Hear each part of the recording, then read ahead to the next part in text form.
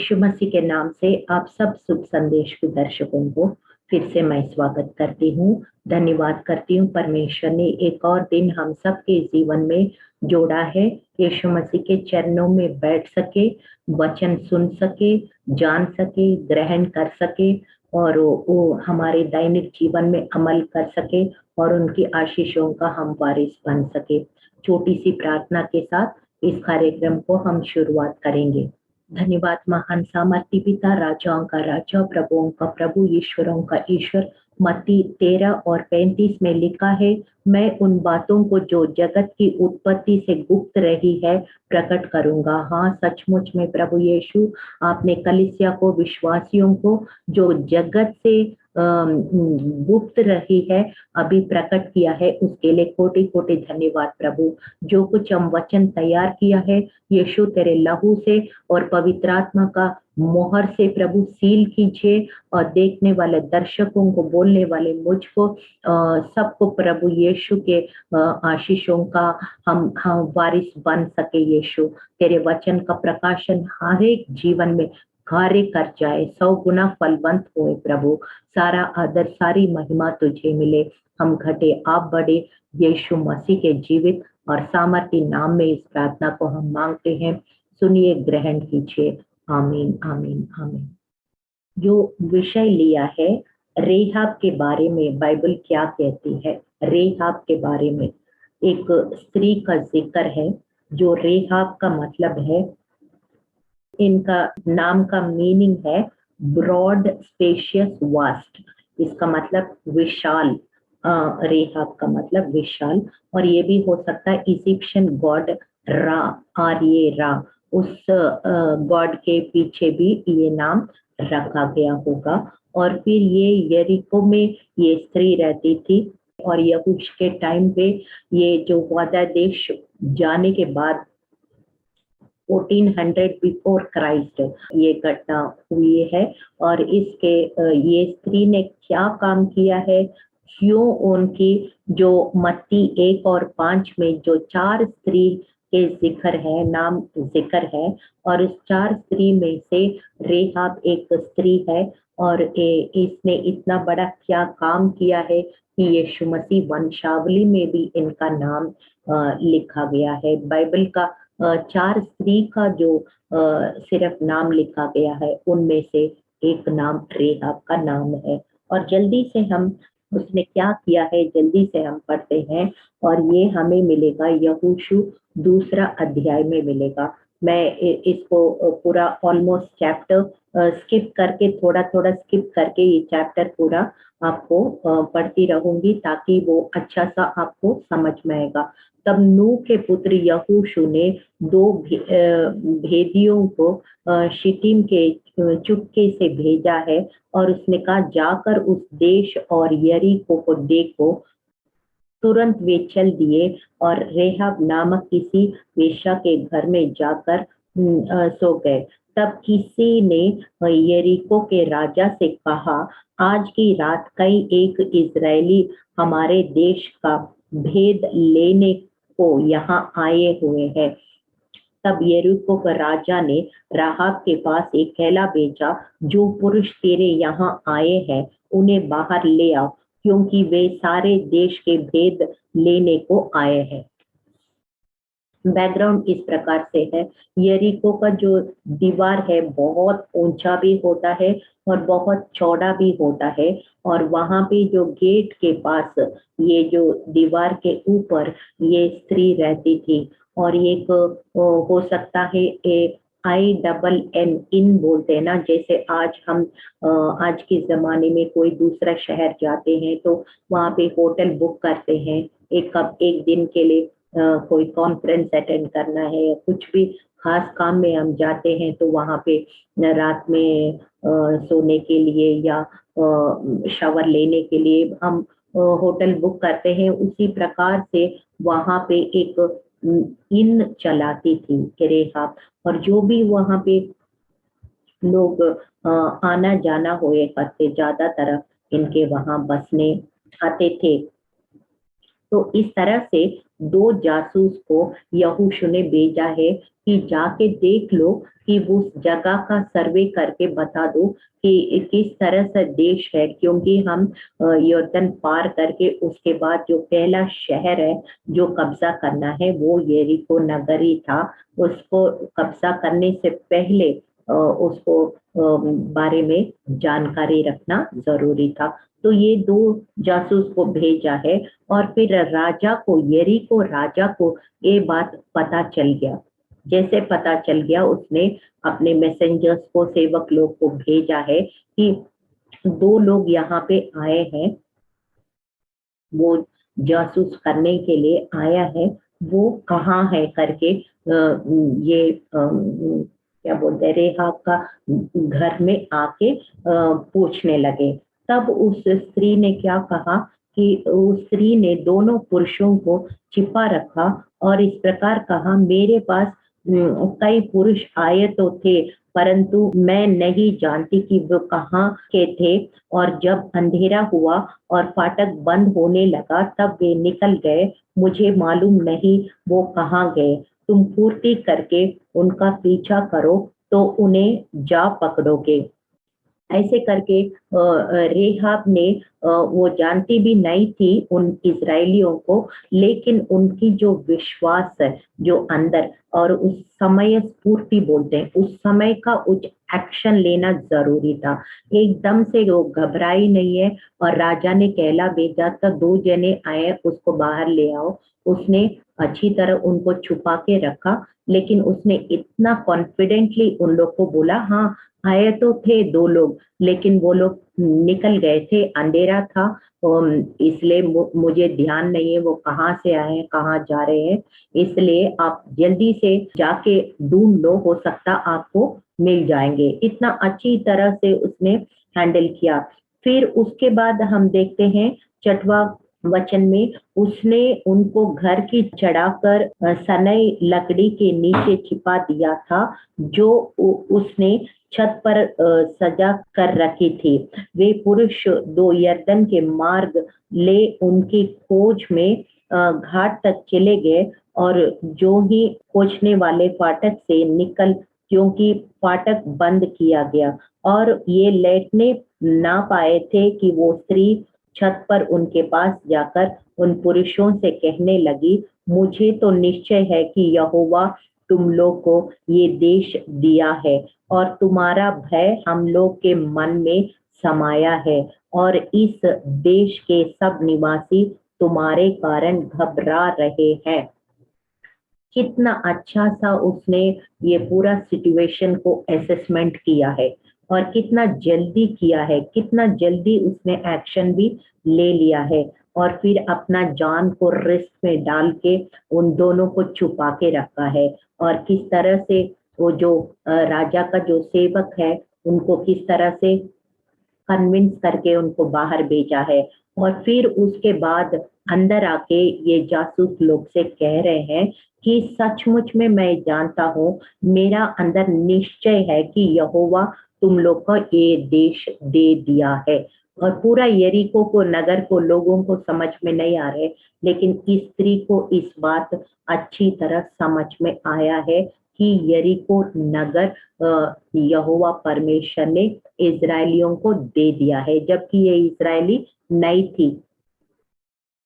उसके बावजूद भी वो परमेश्वर को और इजराइल के लोगों को और इजराइल का परमेश्वर को इतना अच्छी तरह से भय मानती है, क्योंकि वो दूसरों से सुन लिया है और विश्वास किया है। हम भी ऐसे है ना, रोमियो 10:9 में लिखा है, यदि दिल में विश्वास करोगे, मुंह से अंगीकार करोगे यीशु मसीह मेरे पापों के लिए प्रायश्चित किया है, सूली पे मारा गया, गाड़ा गया, तीसरा दिन जी उठा, निश्चय तो उद्धार पाओगे। ऐसे ही इस स्त्री ने भी निश्चय विश्वास किया और मुंह से अंगीकार किया है, इसलिए निश्चय उद्धार पा चुकी है। और फिर 10वां वचन में लिखा, क्योंकि हमने सुना यहोवा तुम्हारे मिस्र से निकलने का समय तुम्हारे सामने लाल समुद्र का जल सुखा दिया और तुम लोग सीहोन और आग नामक यरदन पार रहने वाले अमोरियों दोनों राजाओं को सत्यानाश कर डाला है। और सुनते ही हमारा मन पिघल गया है और तुम्हारे कारण किसी के जी में जी ना रहा, क्योंकि तुम्हारा परमेश्वर यहोवा ऊपर आकाश का और नीचे पृथ्वी का परमेश्वर है। Hallelujah. See the faith statement that she made. Hallelujah. क्योंकि ये सारा वचन के अनुसार जैसे लिखा हुआ है, इसने वचन में नहीं पढ़ा है, वैसे वैसे ही कर रहे हैं, दिल में विश्वास कर रहे हैं और मुंह से अंगीकार कर रहे हैं। जैसे प्रेरितों का 4:12 में लिखा, आसमान के नीचे जमीन के ऊपर एक ही नाम है जिस नाम में हमें उद्धार मिलेगा। वैसे ही ये कह रहे हैं कि आसमान के नीचे जमीन के ऊपर और कोई नाम नहीं है यहोवा नाम के छोड़ के। इसलिए हमारा इस बात सुन के, इस आश्चर्य कर्म को हम देख के हमारा दिल पिघल गया है। मुझे निश्चय है कि तुम्हारा परमेश्वर इस्राएलियों को ये नगर दे दिया है।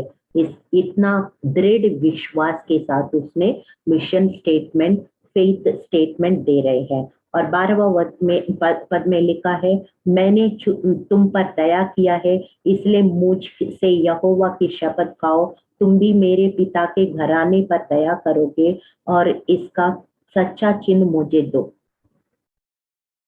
अब वो कह रहे हैं, मैंने अपना जान खतरे में डालकर तुम्हारा जान को बचाया है। तुम भी जब सारे लोग इस नगर को परमेश्वर ने आपके हाथ में दे दिया है, नगर सत्यानाश हो रहे हैं, लेकिन मेरा घराना का आप बचाओ के करके एक आप वादा करो, एक चिन्ह दे दो। उसने 13वां वचन में पढ़ा, तुम मेरे माता पिता भाई बहनों को जो कुछ उनका है उन सभी को जीवित रख छोड़ो और हम सभी का प्राण मरने से बचाओगे। तब उन पुरुष ने कहा, यदि तू हमारी ये बात किसी पर प्रकट ना करे तो तुम्हारा प्राण के बदले हमारा प्राण जाए और यहोवा हमको ये देश देगा, तब हम तेरे साथ कृपा और सच्चाई से बर्ताव करेंगे। So they have made a deal.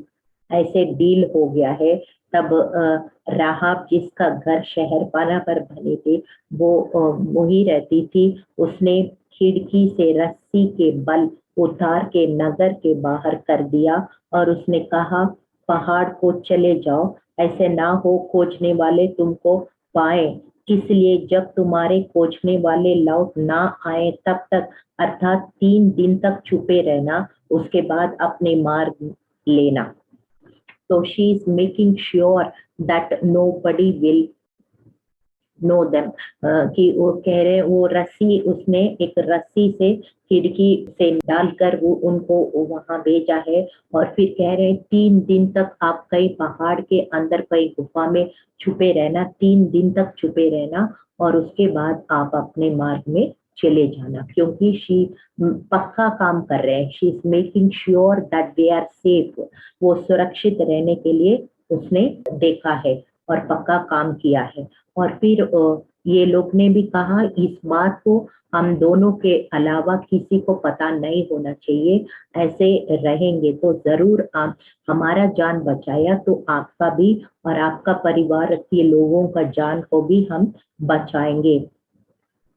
18वां में लिखा है, सुन, जब हम लोग इस देश को आएंगे तब खिड़की से तूने हमको उतारा है, उनके ये लाल रंग की सूती की डोरी बांध लेना, अपना माता भाई वरन अपने पिता के घराने के इस घर में अपने आप पास इकट्ठा रखना।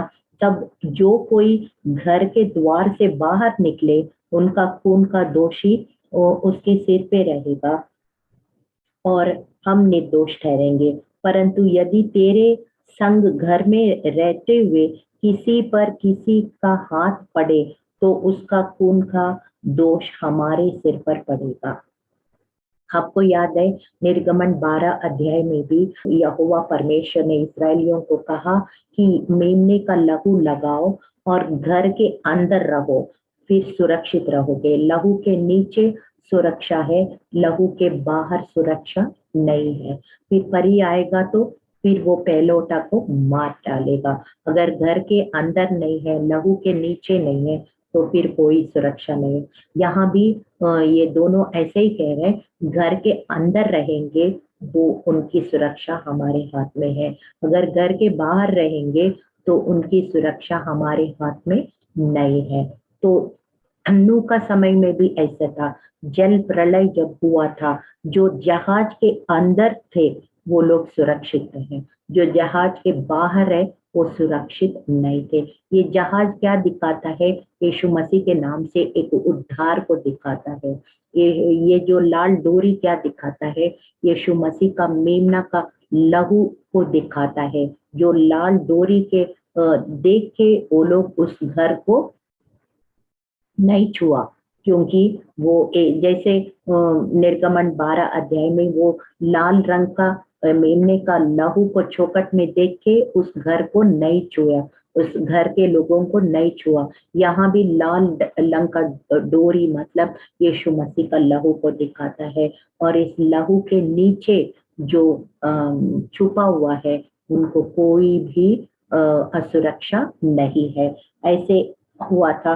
तब उसने कहा, तुम्हारे वचनों के अनुसार हो। तब उसने उनको विदा किया और वे चले गए, और उसने लाल रंग की डोरी की खिड़की में बांध दिया, और वो जाकर पहाड़ तक पहुंचे, और वहां खोजने वालों को लौटने तक अर्थात 3 दिन तक रहे, और खोजने वाले उनके सारे मार्ग ढूंढते रहे और कहीं नहीं पाया। तब वो दोनों पुरुष पहाड़ से उतरे, और वो उस पार जाकर नूह के पुत्र यहोशू के पास पहुंचकर जो कुछ उन पर बीता था उसने सब कुछ वर्णन किया। और उन्होंने यहोशू से कहा, निसंदेह यहोवा ने वो सारा देश हमारे हाथ में कर दिया है, फिर उसका सिवाय उसके सारे निवासी हमारे कारण घबरा रहे हैं।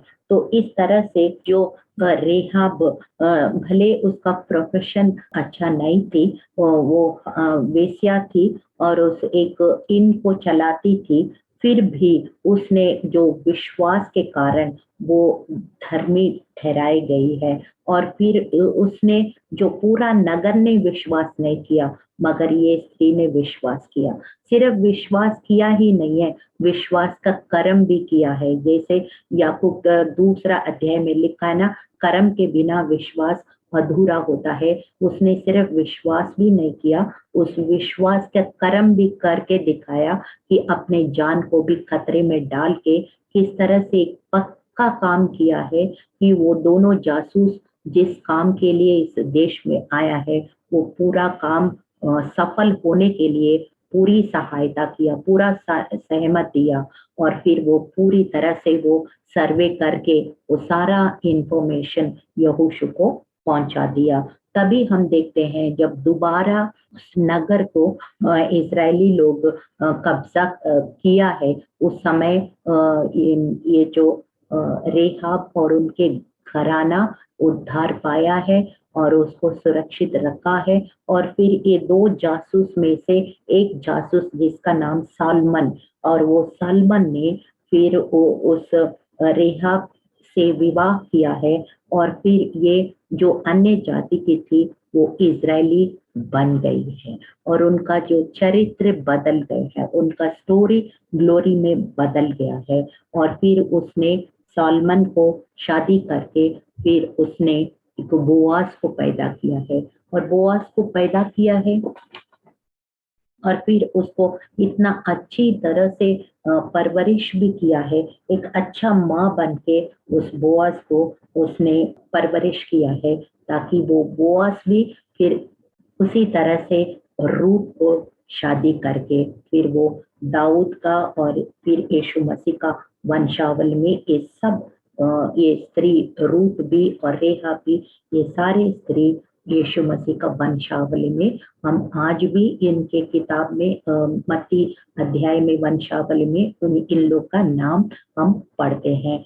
तो इस तरह से हम, हमारी बैकग्राउंड क्यों ना हो, हमारे पृष्ठभूमि कुछ क्यों ना हो, हम लोग जब हम विश्वास के कदम उठाते हैं, सच्चा परमेश्वर को ग्रहण करते हैं और फिर विश्वास के काम करते हैं और दिखाते हैं, परमेश्वर का महिमा को अपने जीवन के द्वारा दिखाते हैं, निश्चय हमारा चरित्र बदल जाएगा, हमारी स्टोरी ग्लोरी के रूप में बदल जाएगा। किस तरह से रेहाब ने उन जासूसों को छिपा के रख दिया है, अपने विश्वास को मजबूत रखे और वो विश्वास को बयान किया है, और फिर उसके बाद वो लोग पूरी तरह से सुरक्षित रहने तक उसने पूरा केयरफुल रहा, पूरा पक्का काम किया है, और फिर उसके बाद जो है वो अन्य जाति से एक इजरायली स्त्री बन गई है और यीशु मसीह का वंशावली में